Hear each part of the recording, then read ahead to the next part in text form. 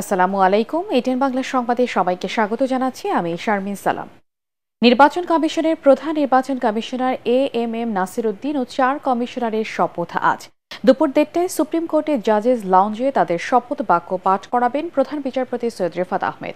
অন্তর্বর্তী সরকারের দায়িত্ব নেওয়ার আড়াই মাস পর বৃহস্পতিবার অবসরপ্রাপ্ত সচিব এএমএম নাসির উদ্দিনকে প্রধান করে 5 সদস্যের নতুন নির্বাচন কমিশন গঠন করেন রাষ্ট্রপতি মোহাম্মদ শাহাবুদ্দিন। আগামী জাতীয় নির্বাচন আয়োজনের ভার ন্যস্ত থাকবে এই কমিশনের উপর।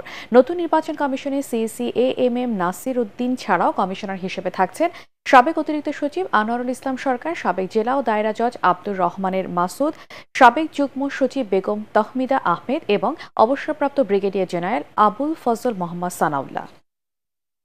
আন্তর্জাতিক জলবায়ু সংকটের ঝুঁকিতে থাকা দরিদ্র দেশগুলোকে প্রতি বছর $300 বিলিয়ন দিতে রাজি হয়েছে পরিবেশ দূষণকারী ধনী দেশগুলো।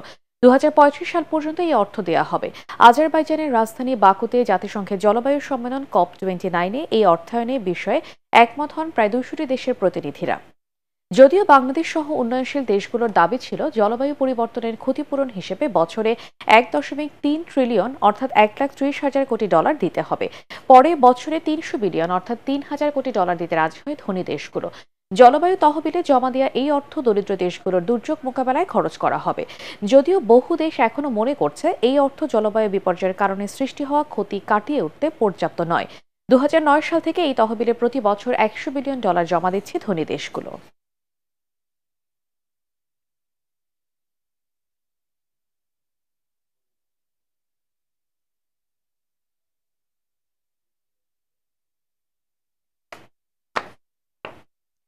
খেলার খবর।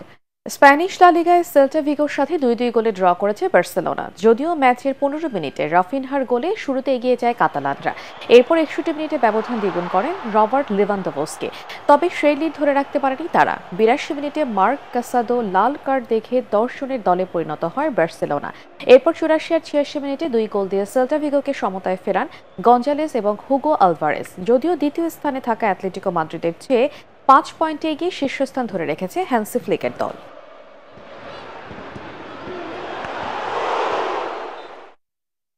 পরবর্তী সংবাদ দেখার আমন্ত্রণ জানিয়ে এখনকার মতো শেষ করছি। এটিএন বাংলা সংবাদ ইউটিউবে দেখতে ব্রাউজ করুন youtube/ATN Bangla News।